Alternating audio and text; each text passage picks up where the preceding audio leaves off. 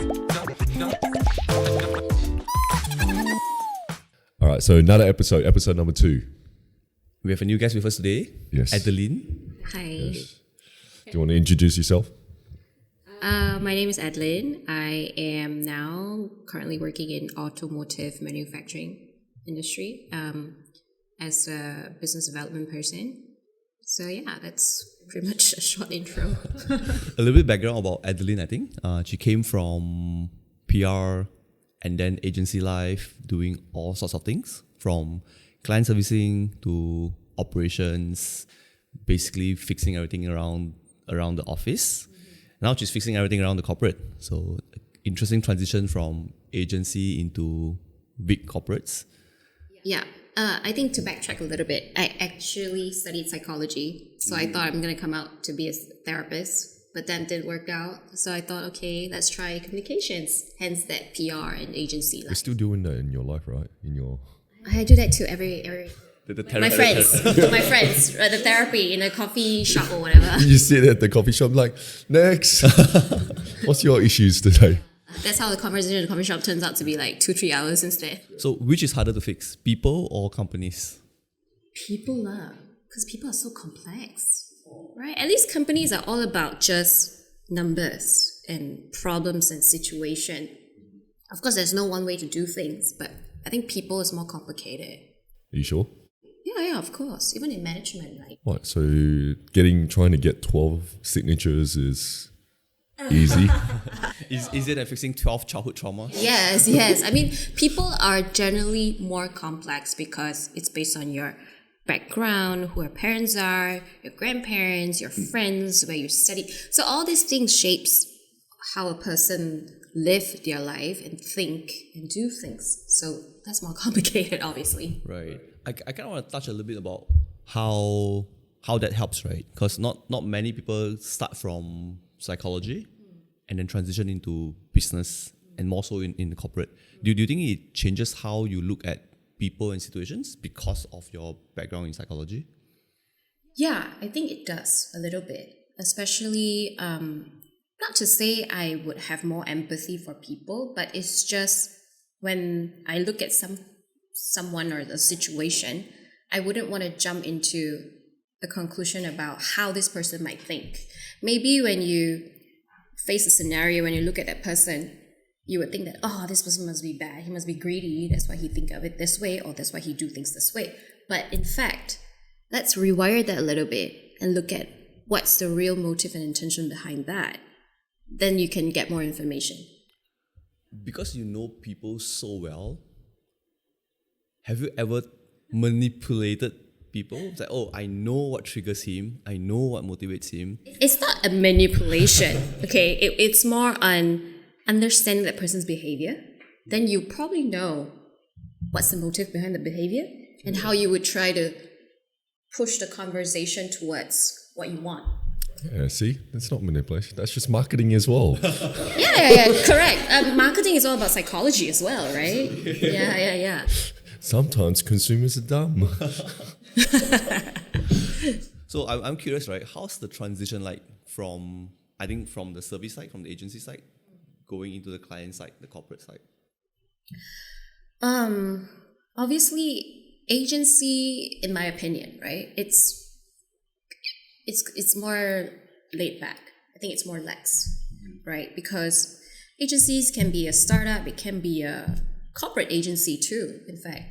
But because of the culture and the environment in that industry, it's more, people are more open as well, right? To take in feedbacks or ideas go wild sometimes. You don't have too many frames or boxes to be in.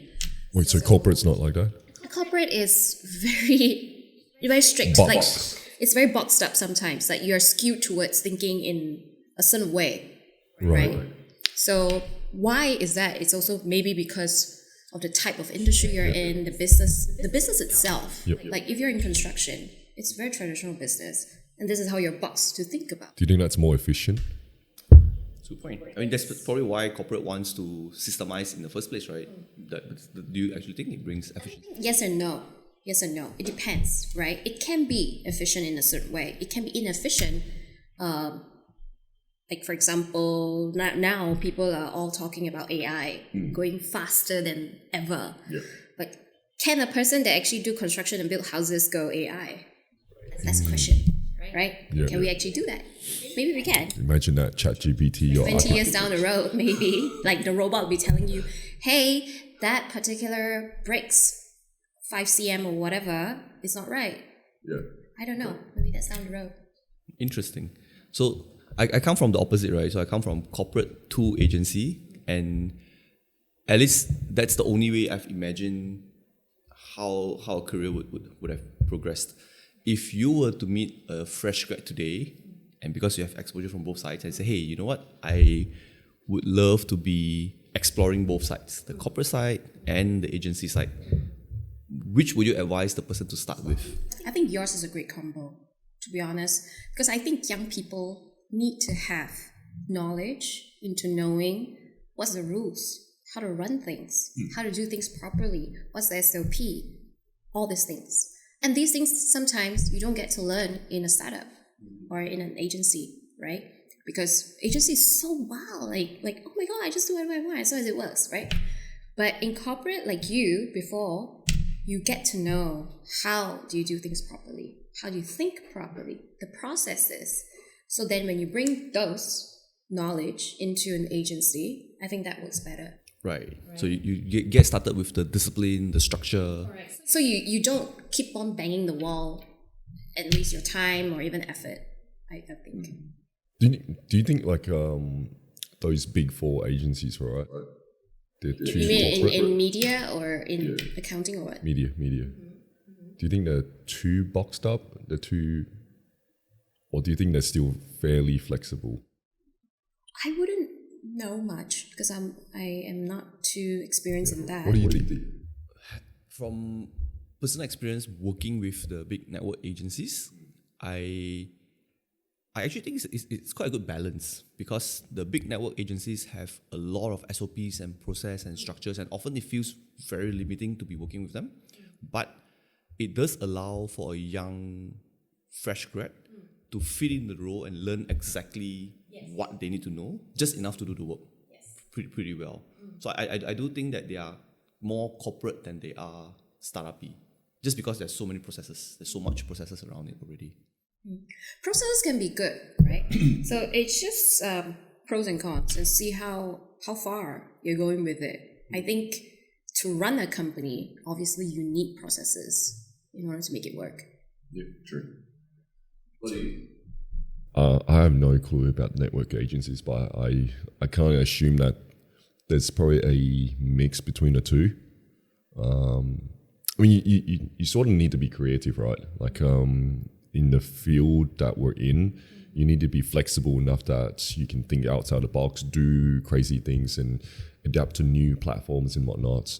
But like you also, like, given that it's a big company, you would need processes to make sure. To mitigate a lot of risk management is very important. I was going to say that I feel, when coming from from my corporate experience, I would wish to have someone with your startup agency background While going crazy. before they come into corporate. Because we needed the injection of energy, we needed the injection of fun, of wild ideas, right? Should just hire Gen Zs then. Yeah, but I'm not sure if Gen Zs can fit into the structure.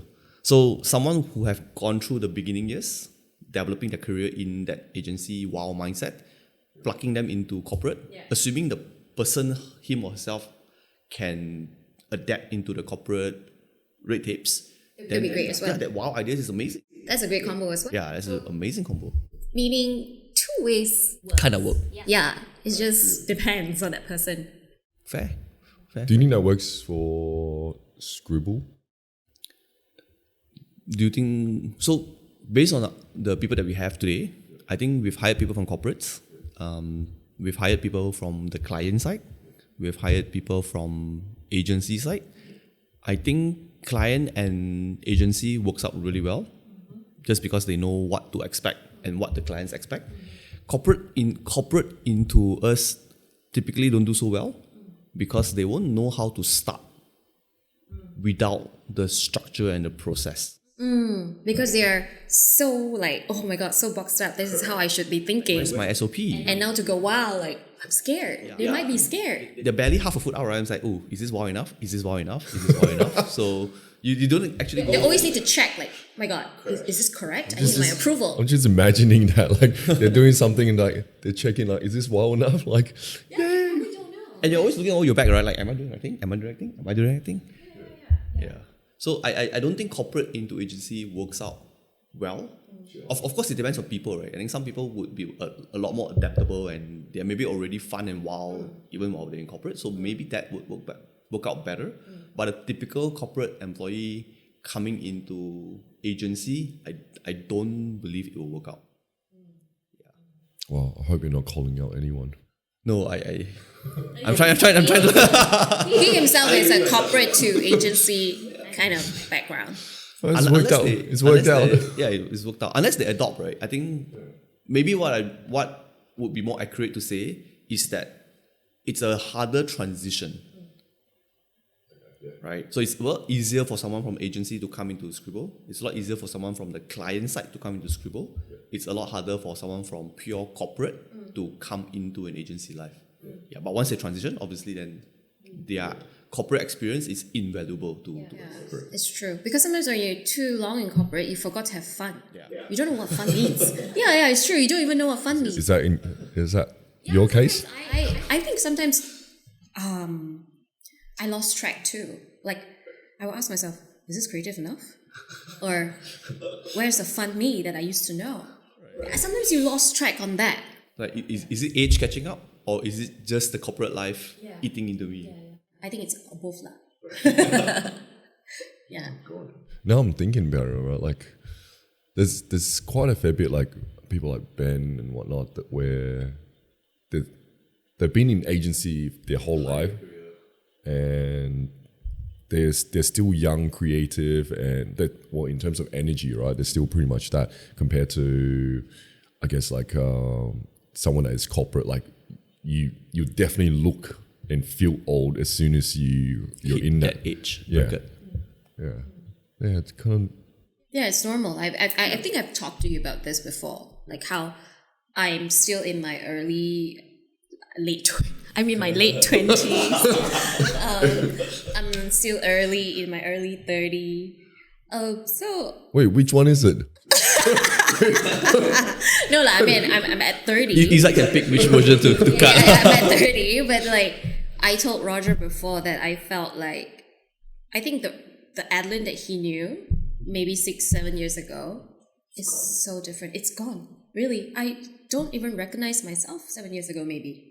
Nah, well, I feel the same. I still think it's about the same. Just The essence of me it's is just slightly smarter. Ooh, I'm joking. I'm not sure if that's a compliment. but is that personality thing? I think maybe now I'm more reserved. Right. Yeah, because in my job, I think in corporate you would know that you always have to watch what people say and you watch what yourself say. It's often better to not say it than to say the wrong thing. Correct. Because every single word would lead to another thing. Can and will be used against you. Correct. That's why I'm very careful about what I say sometimes nowadays. Do you think it would be different if you stayed in agency? Yes, it would definitely be different. Because I think when you're in agency, well, of course, in the business aspect, you know what to say, what not to say for your clients. But in terms of your personal interaction with friends and peers, it would not be so restrictive, I feel, right? But in corporate, every single thing you say might go into your disciplinary action or whatnot. So I think that's the difference. Hey, don't we have that in the agency as well? I think the margin the margin is much bigger. The scale in corporate is much... So if you swear in an agency, you're not going to get in trouble. If you swear in corporate, someone could call you out, and then that becomes a harassment issue suddenly. It might go into harassment or code of conduct or whatever. Okay, fair enough. I was thinking like streaking inside the office, like no, that's just you being crazy. Unimaginable in corporate. Yeah. People probably send you like, oh my god, that person probably need counseling and they can't come to work for the next month. Yep. So you're in the manufacturing field at the moment. And what does that? What do you actually do? Okay. So as a business development person in the manufacturing engineering, my job is to basically help the company to explore opportunities in and out of the countries in whatever that it's current business or new business. Like current business, probably in my field, we are very automotive centered company. So current business or automotive, maybe I have to be looking at new partners or new technology or whatever it is in the automotive market. And then besides that, I would hope also have to explore other avenues. Like, should I go into constructions? Should I go into AI? Oh, really? It can be anything as long as I can utilize all my manufacturing companies in the group to create something new. That's possible too. Wait, it's that flexible? Like you can actually just go into a new field and just... Well, in business development, basically whatever that you propose makes money, okay, and it's sustainable for the next 10 years. Looks good on papers. Why not? So it's not so bad then. So automotive isn't the boundary then. You acknowledge that automotive is your current business. Yeah. When you're looking out at new business, it could be property development as long as it makes sense. You can build a tank. You can build a plane, aerospace. That's just one of those things. Oh. That's really fun. Okay, so it can happen then. It can happen. It just needs to look good on paper, and the feasibility study goes well. Great, do it. So I think one of the biggest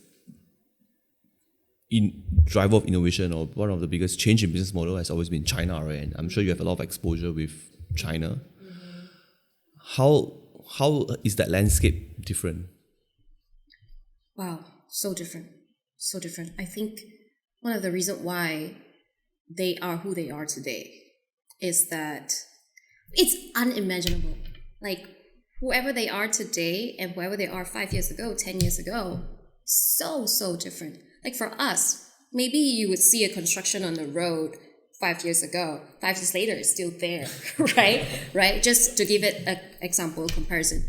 In China, what you see last year and what you see this year is completely different. It's a different city. They move so fast to the point that you barely even blink an eye. Like, for example, COVID, right? Post-COVID and pre-COVID and post-COVID, it's a different scene. Yeah. So I would say the landscape is 360 different than Malaysia. 360 or 180? Completely different. Completely different. It's a different. They have maybe 30, 40 years ahead of us. Damn. Yeah, I saw a TikTok, right? It was basically this guy talking about like doing lives and stuff like that. And he was saying that, whatever China is doing, we're probably like 5 years behind. And like live, they've been doing live for so many years now. And now like Southeast Asia has sort of started to adapt to live shows and selling. I think Southeast Asia started live shows maybe because of COVID. Because of COVID. Pre-COVID we had it, but it's not. It's not as big, yeah. Now in China, like your friend said, every day is live. There's tens and hundreds of millions of live for you to watch and buy things. And it's their platform and it works, right? You earn millions from doing one live. Yeah. It's crazy. But it's also because it's maybe the popularity, the population there as well, because there's so many people, right? Even though if you do one live and you just charge 1 ringgit, there's 1 million viewers, you surely get 1 million a night. It's normal. It's not something crazy over there. What's the population there again? Do you know? I have no clue. I don't know. Caught me off guard. Huge. Billions. Definitely in the beast. What's the second biggest, right? India is the biggest. India is the second biggest. China is the biggest. After China is India. Yeah. Right, okay. Followed by Indonesia. Yes. That's pretty big too. In the hundreds of millions, yeah. Malaysia's so behind it. Very small. That's why there's so many millionaires in China. Overnight millionaires, normal. What is it like doing business over there? Are you saying in terms of like culture? Yeah, let's go with culture. Like, so for example, right, if we were to go there and we wanted to set up an agency there, what are we looking at? Like, what should we be aware of? I think besides the normal business landscape of getting your clients or your ROI and whatnot, all this accounting stuff, it's also very important for you to understand them as a person, right? Their culture, their language. So, like how you do business with the Koreans, the Japanese, the Taiwanese is all different. It's based on their culture. So, with the Chinese, you need to really read through the lines sometimes, right? So their words and sentences might sound good to you, but actually they meant differently. They're not as straightforward and direct. Wait, is that just because? Oh, you mean that's deliberate, or is it because we just don't understand it? One thing, of course, we don't understand the Chinese way of speaking. Yep. Right. One is the language. Yep. Second is the sentences that they form. Yep. You might think that, oh, that sounds so good. So does that mean that she agrees with my proposal? No. He might just be very polite to tell you that I like your idea, but it's not me. Yep. It doesn't fit for me. Yep. So that takes a lot of practice and getting to know that person in order to know what is it really. Yeah, it's definitely very different to Western. Yeah. Of course, in the Western culture, I say, no, I don't like it. And so I don't like it. Can you refix the proposal? Straightforward, right? We would know, okay, let's just go fix it and come back again. Yeah. But with the Chinese, they will not tell you that. Yeah. They won't say your proposal sucks. I would not consider you. They won't say that. Actually, it's very similar to here then. Like, I mean, at least in Malaysia, I feel like we get 50-50. So you've got one part where, it's very polite, like they're just trying to please and just make sure that, you're not butthurt. But then you have the other side where they're like just full on like, okay, your proposal is shit. Come back with a new one or whatever. But I feel like most of the time it's very... I think we are nice, right? But another thing that I want to pull out is that, for example, with the Chinese, for example, you have a meeting with this person for a business deal, but he asks you for lunch instead of dinner. That means differently. Oh, what does it mean? I don't like you that much. Yes. Oh. It's a protocol for me to just feed you. You come all the way here. It's my culture to be polite, to give you But food. it doesn't mean that I'll serve you dinner. Right. So it's kind of like dating then. Like, okay, I'm not too sure about you. You really need to read. Yeah. You really need to read the person. And let's make something happen. You also need to read what they serve you to eat. Do they serve you fish? What? What's the difference? Like, Sometimes. So what should I be happy about? If they serve you fish, that's very good. Is that like prosperous? Yes, there's a certain fish that represent certain meaning. So these are the kind of thing that we need to really read through the lines and read the dinner table. Like, what kind of drinks are they serving you? Are they serving you baijiu, Mao Tai? Right. If you're being served baijiu Mao Tai, congratulations. This is going food. You're in their thing. Sounds like we can play a game, right? So I'm gonna name a dish, and you're gonna guess if it's good or bad, and you're gonna tell us if it's good or bad, right? I can't. We can try. We try, right? If we see duck, like you get, I say good. Peking duck out. I'll say good. I'll say good too. It's a good sign too. Okay, we get crab. It's like, oh, your proposal is great. Here's crab. No crab. That doesn't mean that way, because in China it's actually hard to get seafood. Very good seafood. Most city it's hard to get. So if the person actually serves you very, very good dinner with seafood, it means that they do respect you and serves you quite an expensive dish. So it's how... It's not about the dish. Sometimes it's all about the value of the dish. Right, how expensive. Yeah, because in China, it's all about value. It's all about transaction, right? Me and you, we talk, right? But what does this bring? How much money does this bring? Right. Then only I will talk to you. So if I was taken to like a omakase. Yeah, that's good respect. That's good respect. That's good value, high value. You value me this way. meaning I can give you a little bit more. Yep. Yeah. So bring out to fine dining, like, I'm marrying your kids. Yeah, but about marriage, that's a different topic. That's another very, very interesting topic. Right. Yeah. What about marriage? They're very different. Very different. Like, The expectation of a marriage or the social construct of it. everything is very different. Like, for example, in a Western culture or even our culture, you get married most of the time because you like that person, right? You like the person, you love this person, you thought, oh, maybe I can have a life with this person, build a family. That's generally our concept. But with them, it's all about value and transaction, right? For them, marriage is for a person to change their life, for both men and women, right? You can be marrying, for a man, you can be marrying a very, very, very high quality woman. What I say mean high quality mean it can be a very good family background, or it can be a very, very influential person, can be a very successful person that can assist this man to be at a different position in life. Yeah, so picking a woman in your life is also very important, and they have a certain criteria for it. Yeah. But if you're a very influential man, you have everything in life. All I need is just a companion. Then they would know to lower their expectation. But I need to make sure this woman is good enough for me to bring out for all my business dinners to look really good. But it changes the life for that woman. It changes life for that woman. Correct. So it depends. Everything has a meaning to it when what they do. It's not just, oh, I fall in love with you, just get married. No, it doesn't work that way. Wow. So a affluent man, would they still go for a high value? Yes, it depends. It depends what kind of affluent man. If that affluent man that runs his company needs a very high quality woman to chair as the next person with him all the time.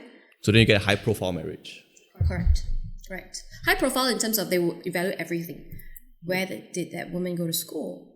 Who's that woman's childhood friend? Who are their parents with? All these things play a role in their marriage. So then that must have created a lot of grooming when they're young, right? Like, oh, don't make friends with that person because, then you will look bad. Don't be there. Don't do this. Wait, you never had that? You're in different circles. And if you're in this circle, you probably can't jump into the next circle if you're not. Maybe I'm on the other side. Like, I'm the one that the other parents say, don't mix with him. I've always had that, like, stop playing with that kid, like, you're gonna get in trouble, like, they're gonna be bad influence or whatnot, like, like, look at you, you're an alcoholic at 12, like, this is why you shouldn't be hanging out with these kids. But it's so interesting, right? Parents always blame other people's kid for influencing their kid. Like, oh, don't mix with them because they are bad influence. Like, they've never thought about what if your kid is the influence to the other kid. You wouldn't want to, right? If your kid is an influence, that means the parent itself needs to reflect themselves. Like, what did I do? Yeah. Damn, okay. So, like, with regards to the marriage in China, right, is there anything that, for example, if I go over there, and if I wanted to pick up someone, what would I need as a man? Okay, it depends on who you want to pick up. Do you want to pick up a good quality one? Yeah. Or you just want to pick up somebody pretty? Good quality sounds like we're picking fish from the market, right? I feel like maybe I shouldn't use the word pick up. Marry. What if Roger is there and tries to be in the dating scene? Okay. Yeah. Then you gotta, it's so funny. So, do I need a nice car? Yeah, men in China need to showcase themselves as reliable, credible, to afford that woman, okay? For the marriage and also for the kid and also for the woman's family, right? So it can be, Roger, what's your qualification? Where you go to school? Okay. What family background are you at? What's your job? Yeah. How much you earn? What's your car? Where's your house? And do you have any other assets that can be shared? So these are all the things that they look into. If I'm a parent with a daughter, I want to know if you can make sure my daughter can be able to survive in this world in the next 30 years. Yeah. What about my grandchildren? Can my grandchildren step up and live a better life? It all depends on this man's criteria. It seems like an extreme version of a typical dating life, right? Because the same criteria will probably apply anywhere else around the world, except you probably throw in some physical appearances, you probably throw in some fit, personality match. But nope, this is just... Physical appearances is just a tiny bit of the portion. It's more than that. So it's very funny how if you go and watch some Chinese drama or even ads, they would like show the man bringing a resume to meet the parents of the girl's parents. It is the truth. This is how the parents evaluate the guy. I just saw like a TikTok where, fuck, I keep talking about TikTok. Like, Douyin. yeah, where they were showcasing the dating marketplace, where like people would have like signs, parents and girls and guys would just have signs of like their resume. Or Mostly is a man. Yeah. The parents, like if I'm your mom, I will go with you to the park every weekend to showcase what my son is all about. So the parents that come to the park can maybe take our phone number or your phone number just to get to know my son. Wow, so you're auctioning or selling or promoting your son. Have money to go pay for an agency to do that, you do it yourself. So let's go to the park every weekend. Right. I might have my son here. My son is like this and like this, like this. So your daughter should marry my son. It's like the fucking meat market. And there's a QR code. Maybe you put a QR code very big on the board or on your phone. And you want to scan my son's WeChat. Add him. So your face look like wow. There's no romance. Like do people not meet in the park? No, they believe that romance can happen after the marriage. If you can give my daughter a very good life, then romance can happen. That's very traditional, right? Like, so I read the book about like modern dating or modern romance, and in that book, like they talk about like how dating was back then, how like at least in the Western world, it's like you date someone that's either within your neighborhood or within your same apartment building, right? And you get married and whatnot. And then for like at least for the Asian side, it's always been like, you date to merge. I guess not date. I guess you married because you're merging two families' assets. Compatible. It has to be in Chinese. I call it 门当户对. 门当户对. It's like basically match. What is it in English? Door 门当. It's like your house door and my house door has to be the same, and we have to match in order for two families to match. Just as big of a door, or just as big of a door. It's like a same social status. Same casta, same social economic status, same background. People that share the same mindset, I would say. Right. Yeah. But I don't blame them though. I think you have to in their society to do that because I mean, it still makes sense even their gap is too vast. Mm-hmm. People that are super rich and super unfortunate or whatever, it's too big of a gap. Yeah. So imagine if you're here and you try to marry someone here, what kind of topic or conversation are you going to talk about? Yeah, life is going to be horrible. Can you manage their level of life?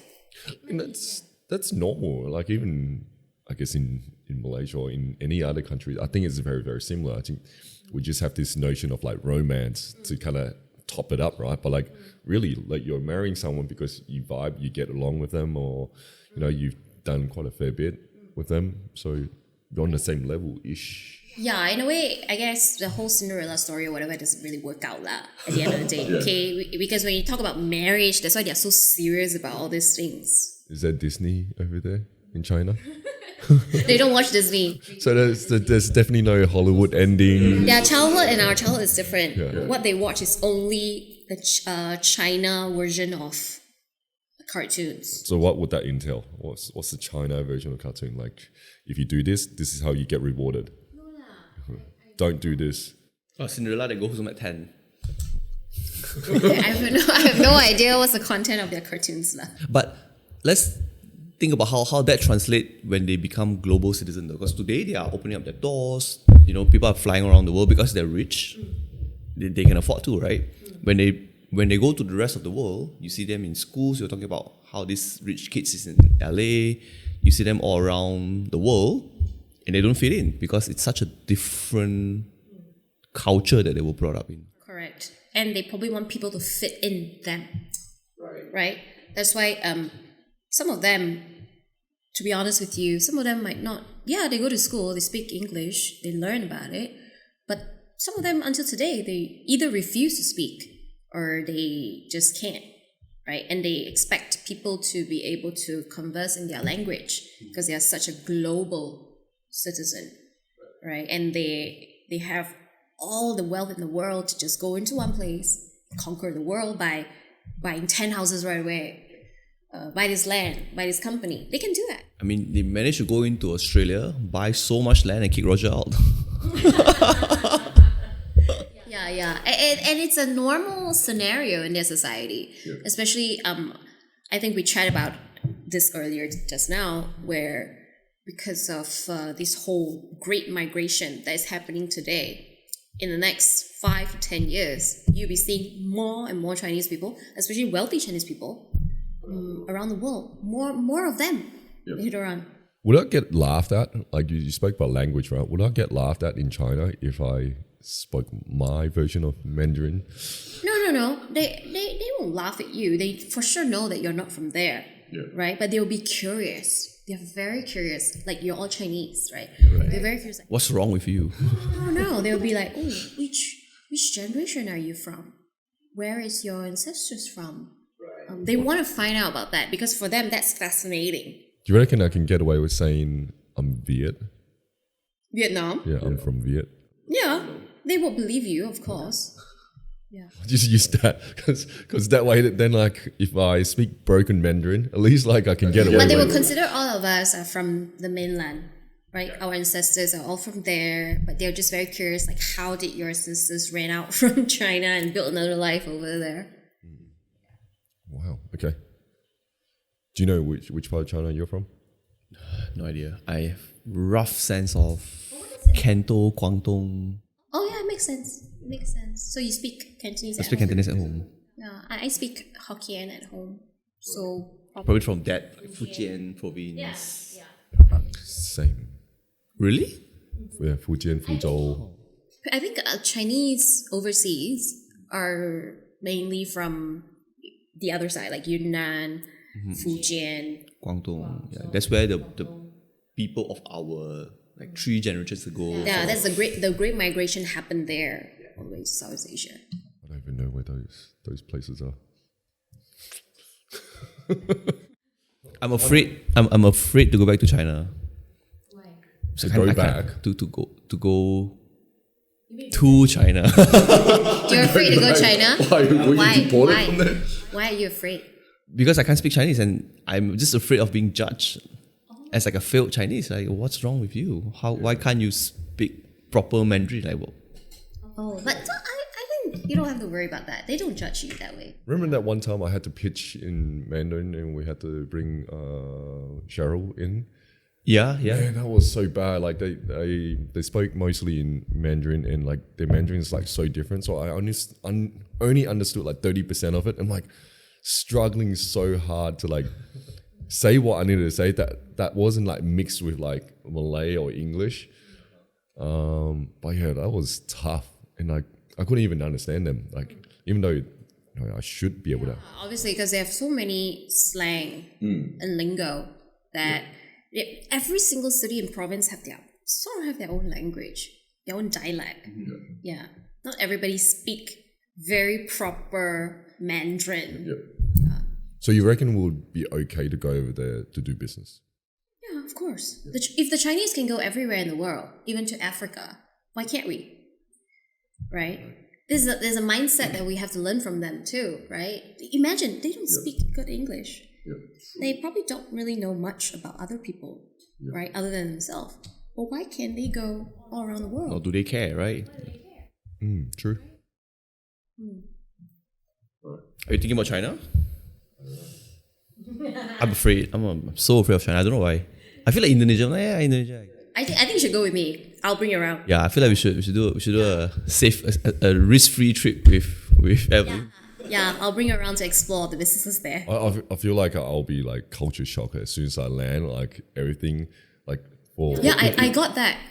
When I first. Traveling to the future. That's one, but but backwards as well. no, I was quite like I told you before. I was quite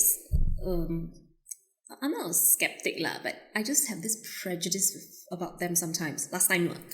And when I still remember, I think you remember this. I went to China with my mom in 2016 or 17 for a holiday. So I was so like reluctant to go. I'm like, why you want to go to China, man? It's so boring. Looking at Great Wall in China for what? You know, I don't get why my mom would want to do that. So that was the first time ever that I go to China in 2016. And I was like, wow. The moment I land, I was so fascinated by how big the highways are, how pretty the scenery along the highway, while the boards, wow, everything is so like a second America, to be honest. So that's when the Prejudice like That's when I know my mom disappeared. wow, it's exactly like LA. Like in the city, the market, it's exactly like LA. I'm like, It feels like Chinatown. yeah, it doesn't feel. That's when I know. Oh wow, Wait, that was your first time there? first, Oh, I thought you've been. 216 was my first. Oh, okay. Yeah, and I was fascinated.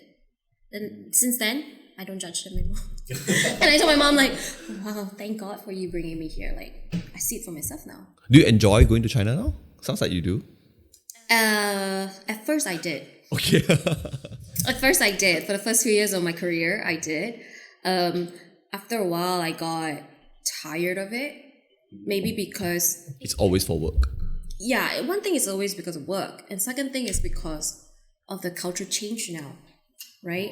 How they are so competitive nowadays. They're very, very 卷. It's called 内卷. Right. New word. Yeah, this phase, 内卷. It's a thing where everybody is worried about now in China.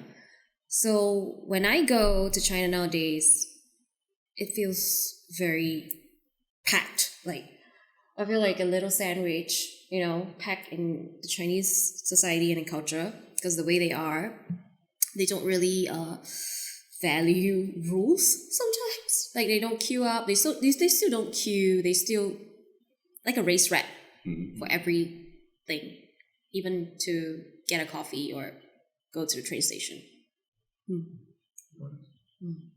But I still enjoy my thing. I still enjoy my trip, because every trip just gives me different perspective, different thing to talk about, different thing to learn. Every single trip. Can't wait. I guess we need to do a trip then. We need to be in China. All right, I guess that's... All the time we have for this episode. Yes. Thanks so much for joining us. Lovely to have you here. And lovely to welcome you back. Thank you. Thank you. Soon, hopefully. Oh, Roger's hesitating. Okay, thanks guys. Make sure you like, subscribe, and maybe comment if you want. Or if you have any questions for Adlene, drop it down below. Yes. Thank you. See you in the next one.